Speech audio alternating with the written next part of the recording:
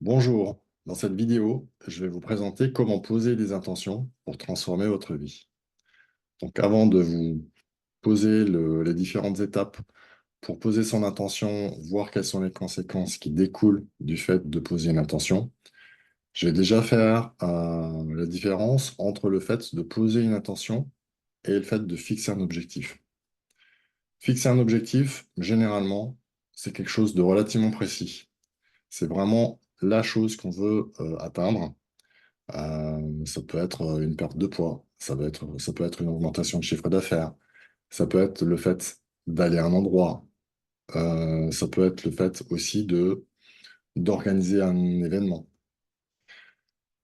Généralement, quand on fixe un objectif, c'est relativement précis et on est vraiment focus sur ce qu'on veut atteindre. Donc, il y a différentes Il y a, il y a- il y a des différences assez notoires entre le fait de fixer un objectif et le fait de poser une intention. Poser une intention, ça va être quelque chose d'un petit peu moins précis. Ça peut être, par exemple, aussi augmenter son chiffre d'affaires, mais pas forcément définir le montant de chiffre d'affaires. Ça peut être le fait d'organiser un événement également. Mais une des différences entre le fait de fixer un objectif et de poser une intention, c'est que quand on veut poser une intention, euh, on n'a pas de plan d'action prédéterminé. Ce qui est souvent le cas quand on veut fixer un objectif. On a déjà plus ou moins un plan de marche, on connaît les étapes de manière assez précise et on a un plan qu'on suit et on est plutôt dans quelque chose de l'ordre de l'action. Quand on pose une intention, on a envie d'aller à un endroit, mais de vivre une transformation, de vivre quelque chose de différent entre ce qu'on vit aujourd'hui et la personne qu'on va être demain, le fait de, effectivement, soit d'organiser un événement.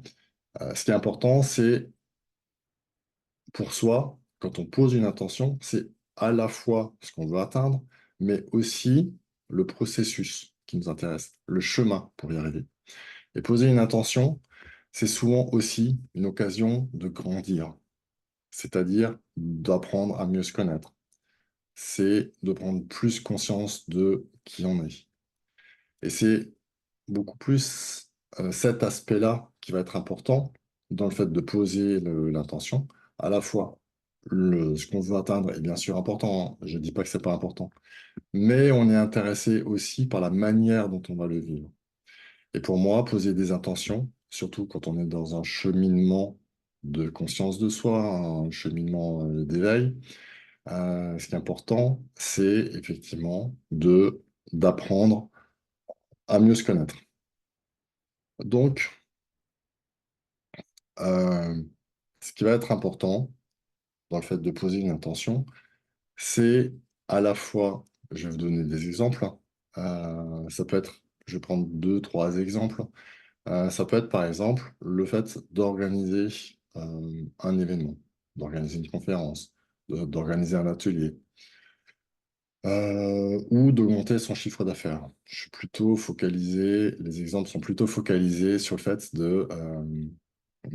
en lien avec les entrepreneurs, même si on peut envisager ça dans toute autre circonstance. Si on est étudiant, si on est salarié, on peut aussi avoir un objectif d'augmenter son salaire, même si les choses vont se poser différemment.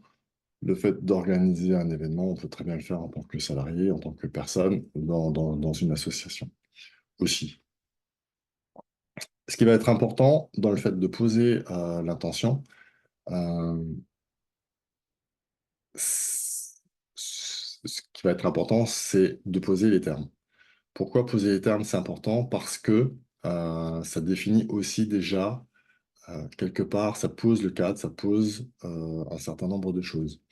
Si je dis que je veux augmenter le chiffre d'affaires, c'est bien, mais c'est pas relativement précis. Par contre, si je dis je veux augmenter le chiffre d'affaires, que ce soit de manière fluide, que ce soit de manière joyeuse, on n'est déjà plus du tout dans la même manière de poser l'intention. Si je veux organiser une conférence, et que je suis déterminé à organiser une conférence, on peut sentir un peu de lourdeur. On peut sentir, voilà, de la force. Mais si je dis, je veux organiser une conférence, et que cela se passe de manière fluide et joyeuse, et que l'animation me mette en joie, c'est pas du tout non plus la même énergie. Si je précise en plus que je veux que cette conférence que j'anime attire du monde, c'est pas la même chose que si je veux que ça attire des prospects. Ce n'est pas la même chose que si euh, je veux avoir de l'impact. Donc tous ces termes il va être important de les préciser parce que euh, plus on est large, plus le champ des possibles est large. Mais plus on va être précis, plus on va déjà prédéterminer aussi une manière dont on va vivre les choses ou dont on souhaite, la manière dont on souhaite vivre les choses. Donc c'est extrêmement important de poser les termes de manière précise et en conscience. Parce que le fait de poser une intention, c'est vraiment quelque chose euh, qui est loin d'être anodin et qui est loin d'être neutre. Si on prend vraiment conscience que le fait de poser une intention, ça va se réaliser plus ou moins de la manière dont on pose les termes, euh, c'est vraiment important que les intentions qu'on pose en conscience, on sache que on a ce pouvoir créateur, on a ce pouvoir de manifestation. Donc, ce qui est important, c'est de ne pas demander n'importe quoi, de ne pas poser n'importe quelle intention, mais de le faire vraiment en conscience et de savoir que bah, si on se tient à cette intention, si on la répète, si on la maintient en conscience, jour après jour, les choses vont se mettre en place parce que c'est une demande qu'on a faite et que, bah, comme toute demande qu'on fait, consciente ou inconsciente, elles finissent par se réaliser. Donc c'est aussi important, une fois qu'on a posé les termes, ou même déjà avant de poser les termes, de savoir quelles sont les intentions qui sont sous-jacentes, quelles sont les attentes qui sont sous-jacentes et dont on n'a pas forcément toujours conscience. Euh, Par exemple, pourquoi j'ai augmenté mon chiffre d'affaires? Si je veux augmenter mon chiffre d'affaires, peut-être que de manière inconsciente, je suis dans un état de manque. Donc, c'est important de prendre conscience de quel est l'état émotionnel dans lequel on est, quelles sont les intentions sous-jacentes, euh, et surtout, si on est dans un état de manque, ben, faut faire attention parce que c'est cet état de manque qui transparaît dans l'intention. Donc, prenez attention, prenez conscience de, OK, je pose cette intention, mais posez-vous la question de, OK, pourquoi je pose cette intention? Qu'est-ce qu'il y a de manière sous-jacente et qu'est-ce qu'il y a de manière inconsciente comme attente? C'est vraiment important. Donc, une fois que on a posé tout ça, l'introduction est un petit peu longue, mais c'est vraiment important parce que c'est vraiment une base. euh, il est important de préciser. Une fois qu'on a posé cette intention, il y a plusieurs choses qui vont se produire. Qui vont se produire ou qui peuvent se produire. D'une part, si l'intention elle est large, comme augmenter par exemple son chiffre d'affaires, il va se passer différentes choses, alors que le fait d'organiser une conférence dans le temps, normalement le délai entre le moment où on détermine de fixer, d'organiser une conférence est relativement court. Ce qui est important, c'est que une fois qu'on pose une intention, eh ben, ça va faire apparaître un certain nombre de choses parce qu'en fait, ce qui est important, c'est de comprendre qu'on part d'un point A et qu'on va atteindre un point B. Et ce point B, ben, quand on sera à ce point B, on sera différent que à ce point A. Et donc, il y a une partie de nous qui a envie de changer, qui a besoin de changer, et il y a d'autres parties de nous qui n'ont pas envie de changer l'état dans lequel on est parce qu'elles sont confortables comme ça, parce que ça leur convient, elles sont dans un environnement connu, elles sont dans un environnement qu'elles croient sécurisé. Euh, donc, le fait de vouloir changer, de vouloir transformer sa vie, n'est pas anodin parce que ça va réveiller toutes les parties qui n'ont pas envie de changer. Donc, ça va probablement créer des inconforts. Ça peut être des inconforts physiques, ça peut être des inconforts émotionnels, ça peut créer des peurs, ça peut faire remonter des peurs, ça peut créer du doute aussi, de l'incertitude. Voilà, des questionnements, des conflits intérieurs entre oui, je veux changer, et en même temps, il y a des parties qui ont peur de changer, à cause des conséquences que cela va avoir dans votre vie. Donc ça, c'est le premier point à comprendre, c'est que, il y a tout un tas d'inconforts qui vont se produire. Ensuite, sur ce chemin, eh ben, par exemple, si je veux augmenter mon chiffre d'affaires, qu'est-ce qui va se passer? C'est qu'il y a des raisons pour lesquelles le chiffre d'affaires n'augmente pas, qui sont liées à des parties en nous.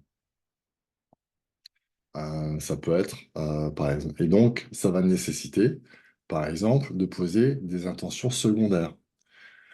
Si par exemple, l'activité dans laquelle on est, ben, ça laisse un peu terne ou on n'arrive pas à exprimer totalement, euh, par exemple, de la joie, de l'enthousiasme, ben, peut-être que il y a une partie de nous euh, qui est encore timide, qui n'ose pas prendre totalement sa place, qui est encore qui ne s'autorise pas à exprimer de la joie ou de l'enthousiasme, par exemple. Donc, il va falloir poser une intention secondaire sur, OK, bah maintenant, je m'autorise à rayonner la joie, à être enthousiaste dans ce que je fais, même si cet enthousiasme et cette joie, elles peuvent être intérieures, mais elles peuvent ne pas réussir à être communiquées. À un moment donné, il y a une autre partie, par exemple, qui nous empêche de développer notre activité, qui va être, par exemple, en lien avec le fait d'assumer notre différence, d'assumer le fait de prendre notre place. Et donc, eh ben, il y aura encore une autre sous-intention qui sera une étape encore où on sera amené à travailler sur la notion de prendre sa place, sur la notion euh, d'assumer sa différence, peut-être aussi d'assumer ses responsabilités. Et peut-être que dans un troisième temps ou quatrième temps, on aura encore une autre intention à poser sur le fait de s'autoriser à réussir, s'autoriser à gagner de l'argent, s'autoriser à avoir du succès. Et peut-être qu'il y en aura encore une autre, ou peut-être déjà en amont, sur le fait d'oser euh, être visible, oser communiquer, qui est aussi en lien avec le fait de prendre sa place, mais sur le fait de communiquer. Voilà, donc sur cette intention qui a été posée au départ, sur le fait de vouloir augmenter son chiffre d'affaires, eh ben, il peut y avoir l'une après l'autre d'autres sous-intentions en lien avec cette intention directrice, cette intention originelle, des intentions secondaires qui vont devoir être posées parce que sans ces différents éléments, ben, on n'atteindra pas cet objectif ou cette intention plutôt qui a été fixée au départ. Donc c'est important de comprendre que c'est un chemin et que ça fait remonter un certain nombre de choses et d'inconfort dont je parlais tout à l'heure euh, et d'un certain nombre de points de blocage.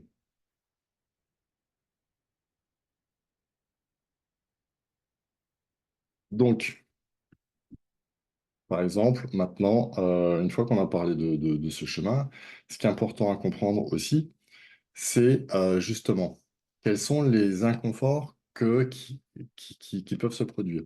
C'est que une fois que cette intention elle est posée, quelque part, la vie, l'univers va nous dire, OK, Ben, si tu veux ça, qu'est-ce qui va se passer? Eh ben, je te montre la raison ou les raisons pour lesquelles tu n'es pas encore à ce point-là, et ce sont les différents points qu'il va falloir traiter. Blocage, conditionnement, schéma, tout ce qui nous a été transmis, des blessures, des peurs, etc. Donc, ce sont les événements qui vont nous arriver sont en lien avec cette intention, euh, avec cette volonté d'arriver à augmenter son chiffre d'affaires.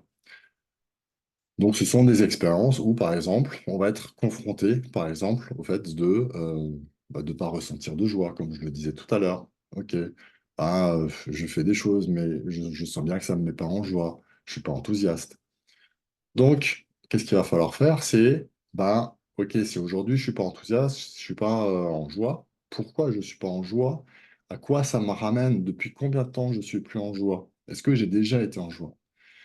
Et donc, euh, on va remonter comme ça dans son histoire et retrouver une partie de nous, une version de nous qui peut-être à un moment donné a été en joie, enthousiaste et à qui on a dit, bah non, tais-toi, tu fais trop de bruit, tu nous déranges, sois sage, sois discret ou discrète. Et donc, cette version de nous qui a vécu ça a pu vivre ça de manière très inconfortable. Ça peut même parfois avoir été jusqu'au mini-traumatisme, parce que émotionnellement, surtout si c'est quelque chose de répété, eh ben, à force de nous dire, bah non, arrête de faire du bruit, arrête de rire, arrête de nous déranger, eh ben, cette partie de nous qu'il a vécu à de multiples reprises, va finalement finir par euh, écouter l'extérieur et réduire cette joie, réduire cet enthousiasme qui est constamment brimé. Et donc, pour éviter en fait de subir de la critique ou du rejet, il va y avoir une forme d'autocensure qui va se produire euh, et où on va s'interdire à être en joie, on va mettre un couvercle sur notre joie et sur notre enthousiasme. Et on va rester sage, discret, pas faire de bruit, pour éviter d'être dans ces situations où on nous critique, où émotionnellement ça peut être difficile en fait. Quand on est enfant, on aime bien être en joie, on aime bien rire. Et si on nous dit tout le temps non, tu arrêtes de faire du bruit là dans ton coin, forcément, ça me laisse des traces. Donc, ce qui se passe, c'est qu'il va falloir aller retrouver cette partie en nous qui a subi un certain nombre de déceptions, qui se retrouve avec de la tristesse, qui se retrouve parfois avec de la colère, qui est encore fâchée. Et donc, cette partie de nous, qui est à l'intérieur de nous, c'est comme si on était une grosse maison avec plein de pièces.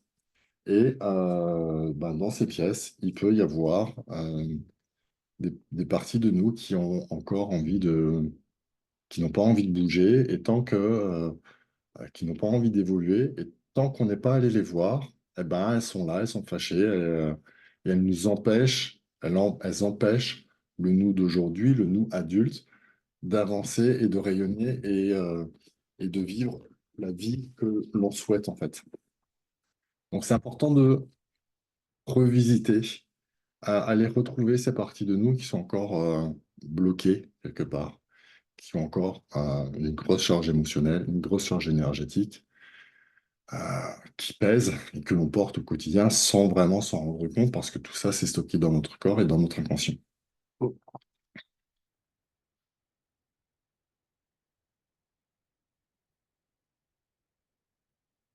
Donc cette partie-là, c'est vraiment important à comprendre, c'est que en allant sur ce chemin, on va revisiter des parties de nous. Donc comment on fait? Une fois qu'on a identifier une partie qui est encore en souffrance.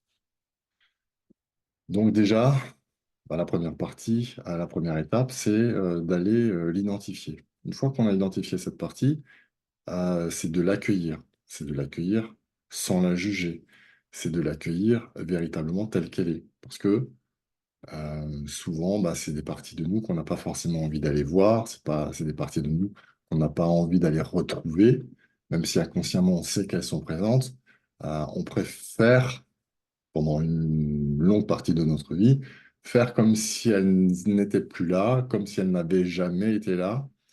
Et quelque part, cette partie de nous, euh, euh, elle peut aussi nous en vouloir de ne pas s'en être occupé avant. Donc il y a quelque part, c'est un peu comme une discussion entre le nous d'aujourd'hui et le nous d'avant. Ça peut être il y a un mois, ça peut être il y a 3 ans, ça peut être il y a plusieurs dizaines d'années. Et donc, c'est de recréer un lien, un vrai lien, presque une discussion avec cette partie de nous ancienne, en souffrance, avec laquelle il y a besoin d'aller discuter, qui a besoin d'aller accueillir et qui a besoin d'aller, on a besoin d'aller écouter, d'écouter ce qu'elle a à nous dire. Donc, comment on fait? Ben, on vient juste se poser en accueil et on accueille cette partie et on peut le ressentir, on peut avoir des mots qui viennent, on peut avoir des sensations, des émotions qui remontent. Et si on a plus l'habitude, on peut même créer quasiment une discussion avec cette partie-là. Donc, c'est d'aller voir quels sont ses besoins, quelles sont les émotions qui sont encore présentes pour elle. Et de dire, OK, ben, je t'entends, je t'écoute, je te porte toute l'attention que tu n'as pas eue pendant des années. Je te porte aussi tout l'amour dont tu as besoin parce que je sais que ça a été difficile pour toi, partie oubliée, rejetée, critiquée, parfois humiliée aussi. Donc c'est important vraiment de l'accueillir pleinement. Alors, parfois on parle de l'enfant intérieur, ça peut être un enfant intérieur, mais parfois c'est aussi un nous déjà plus adulte. Mais oui, souvent on peut parler de l'enfant intérieur qui peut avoir plusieurs âges différents, hein, peu importe. Mais c'est déjà parfois le bébé ou même parfois le bébé intra-utérus. C'est du coup de l'accueillir pleinement tel qu'il est. Euh, et ce qu'on peut faire aussi, c'est de l'accueillir en soi, dans son cœur, que ce soit le cœur physique ou le chakra du cœur, et de le poser là, avec l'intention de le poser là et l'attention de le poser là, et de le recouvrir de ce baume, de l'envelopper de ce baume d'amour pour créer une guérison émotionnelle, une guérison énergétique et apaiser toutes ces tensions qu'il peut ressentir. Donc, parfois, en une fois, c'est bon, parfois, il y a besoin d'y revenir, enfin, d'y aller une première fois. Et peut-être que lorsqu'on reviendra sur ce cheminement, bah, peut-être qu'on rencontrera de nouveau cette partie dans quelques semaines ou dans quelques mois. Et quand on sera dans une nouvelle couche de conscience de soi, d'aller revoir cette partie. Mais déjà, c'est une première étape, une première rencontre, et parfois c'est juste suffisant. Euh, bon, ça, c'est une chose qu'on peut faire. L'autre chose qu'on peut faire aussi, c'est quand il y a eu plusieurs personnes, euh, euh, c'est de poser un pardon. Donc, il y a un premier pardon qu'on peut poser, c'est le pardon à soi, le pardon à cette partie-là. C'est-à-dire de demander à cette partie, pardon, je ne t'ai pas vu, je n'ai pas voulu te voir, euh, et, et, et, et je te demande vraiment pardon. Et je me pardonne aussi dans le sens où ben, j'ai vécu ça, j'ai accepté de vivre cette situation parce que je n'ai pas réussi à faire mieux que ça. À l'époque, je n'avais pas d'autres moyens. Je ne savais pas faire mieux que ça. Je n'avais pas d'autres informations. Et donc, j'ai fait du mieux que je peux et que j'ai pu. Et j'ai vraiment choisi la moins mauvaise des solutions. Et c'était la meilleure solution d'ailleurs, parce que toute autre solution nous aurait amené à vivre quelque chose de différent, et ce qui a été vécu est toujours juste en fait. Donc c'est de se pardonner à soi d'avoir vécu ça. L'autre chose qu'on peut faire dans ce cas-là, c'est aussi de poser un pardon à l'autre, euh, de pardonner l'autre, voire parfois de demander pardon parce on a aussi une part de responsabilité dans la situation. Euh, mais parfois c'est quelque chose de difficile et qui n'est pas toujours possible dans l'instant. Parfois il y a besoin d'un peu de temps, parfois c'est pas possible du tout. Mais à un moment donné, si on est capable, c'est vraiment une étape qui est importante aussi, c'est de pardonner l'autre. Parce que quelque part, en pardonnant à l'autre, c'est pas trop. Certes, c'est pour l'autre qu'on le fait. Enfin, c'est surtout pour soi qu'on le fait dans un premier temps. Parce que on se décharge d'un certain nombre de choses, d'émotions. Et en fait, en demandant pardon, euh, enfin, plutôt en pardonnant à l'autre, quelque part, on coupe le lien. On met de la paix, de l'harmonie, de l'amour sur la situation qui a été vécue. Parce que l'autre ne l'a pas fait consciemment ou intentionnellement. L'autre fait aussi en fonction de son chemin, de ses conditionnements, de ses blessures, et donc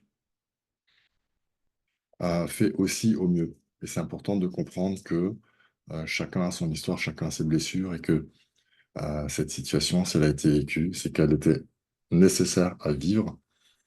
Et donc, c'est aussi important de poser si on peut, bien sûr, de pardonner l'autre. La manière dont on peut le faire, c'est d'écrire une lettre, mais qu'on va garder pour soi, qu'on va écrire pour soi, mais pas une lettre qu'on va écrire dans une optique de vengeance, de règlement de compte. C'est vraiment dans une optique constructive pour que ce soit juste pour soi, juste pour les autres, et éventuellement juste pour toutes les autres parties prenantes qui auront pu être euh, comment dire, impactées par cette situation. Donc cette lettre, ensuite, on peut soit la brûler, soit l'enterrer. Ça, c'est au choix. On peut le faire de manière relativement simple ou ritualisée. On peut demander aussi à ce que ce soit pris en charge par nos guides, par des êtres invisibles ou simplement par l'univers ou par la source, par la vie. Ça, c'est en fonction de vos croyances. Voilà, donc on arrive tout doucement au bout. Je crois que j'ai pensé à peu près à tout. C'est-à-dire que s'il y a un dernier élément qui va être important aussi, euh, que j'ai pas du tout précisé, mais déjà, c'est important de prendre conscience que les intentions qu'on pose, elles vont déclencher un certain nombre de choses, elles vont déclencher des événements, elles vont faire remonter des émotions, elles vont nous faire retrouver des parties en nous qui sont en sommeil. Donc le fait de poser des intentions, c'est important parce que c'est quelque part un cheminement, quelque part une occasion de grandir. Et c'est ce que j'aime dans le fait de poser des intentions, c'est ça. Après, donc là on a parlé vraiment des parties qui étaient bloquantes, bloquées. Il y a une autre partie qui est importante aussi pour entretenir justement une dynamique positive. C'est par exemple de chaque jour, une fois par jour ou plusieurs fois par jour en fonction de l'importance que vous avez et de l'urgence. Euh, c'est de répéter un mantra et donc de répéter l'intention ou des phrases qui sont en lien avec cette intention. Donc si j'ai envie d'augmenter mon chiffre d'affaires, ça va être je pose des actions en joie qui me permettent d'augmenter mon chiffre d'affaires. Je suis un aimant à opportunité. Je suis une phrase que j'aime beaucoup, un mantra que j'aime beaucoup, c'est je suis un aimant vibratoire attirant prospérité, bénédiction et abondance. Et si on peut même l'extrapoler en disant dans tous mes domaines de vie. Donc, on peut poser des mantras comme ça qui vont ancrer de nouvelles croyances, de nouveaux schémas, un nouvel état vibratoire, un nouvel état émotionnel.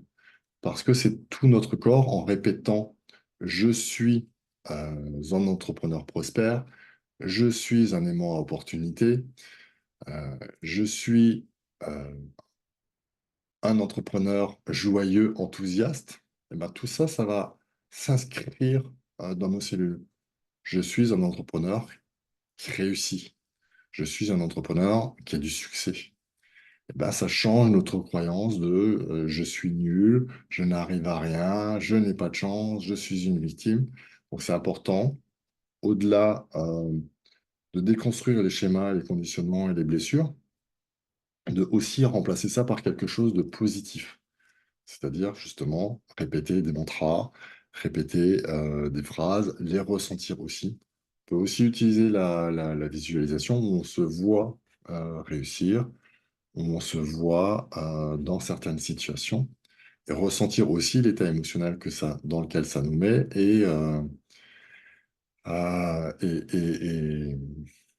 donc d'activer tous différents sens en fait.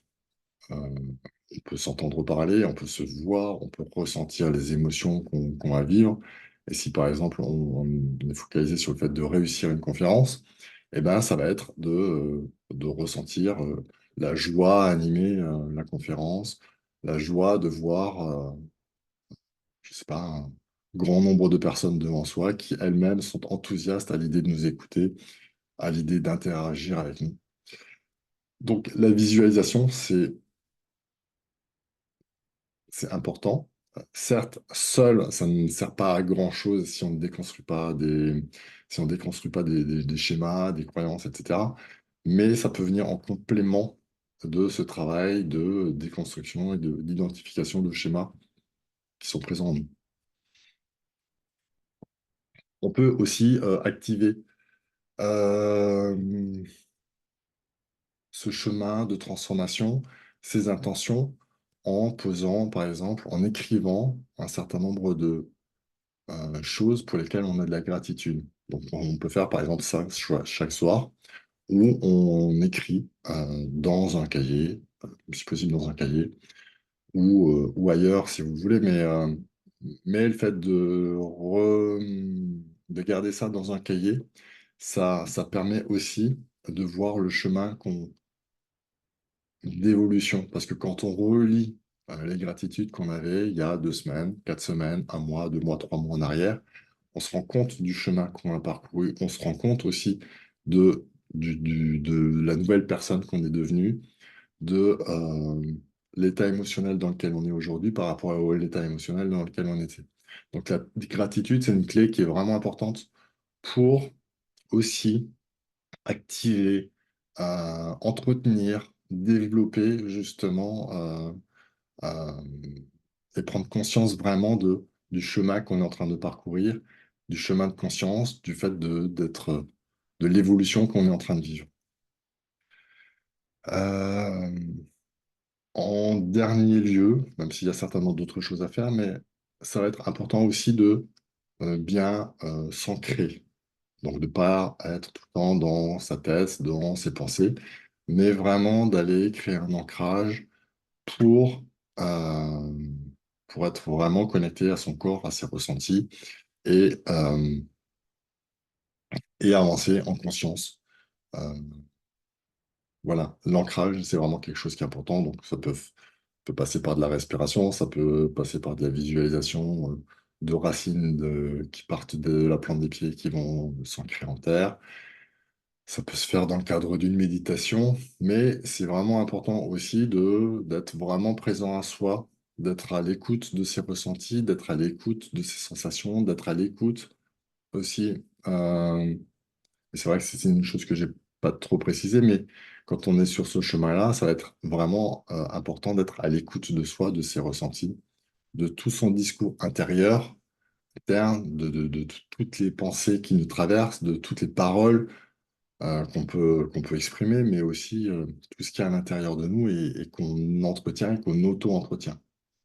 Et au fur et à mesure qu'on prend conscience de ce discours, parfois de ces conflits intérieurs aussi, Et ben, c'est ce qui nous permet de prendre conscience des parties qui sont présentes, comme je le disais tout à l'heure, et qui ont besoin d'être accueillies pour être transformées et pour, voilà, avancer petit à petit, pas après pas, et pour passer de ce point A à ce point B.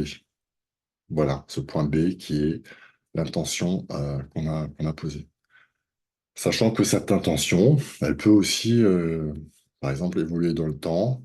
Par exemple, si au départ, on pose simplement l'intention d'augmenter son chiffre d'affaires, on peut très bien après la transformer en disant, bon, OK, je veux augmenter mon chiffre d'affaires, mais en plus, j'ai envie que ce soit joyeux. En plus, j'ai envie de prendre du plaisir. En plus, je veux avoir de l'impact. En plus, je veux avoir de la visibilité. En plus, je vais être prospère. Comme ça me permet aussi d'avoir plus d'impact, que je peux redistribuer aussi de l'argent. Voilà, donc on peut compléter cette intention initiale par d'autres, en fait. Voilà, donc cette fois-ci, j'ai fait le tour de la question de comment poser des intentions pour transformer votre vie. Voilà, donc en fonction de l'endroit où vous verrez la vidéo ou en podcast, puisque je vais aussi le poser en audio. Euh, voilà, posez-moi des questions, faites-moi vos remarques, faites-moi vos retours. Si vous avez des solutions aussi, vos propres solutions, vous pouvez aussi les partager. Ce sera avec grand plaisir.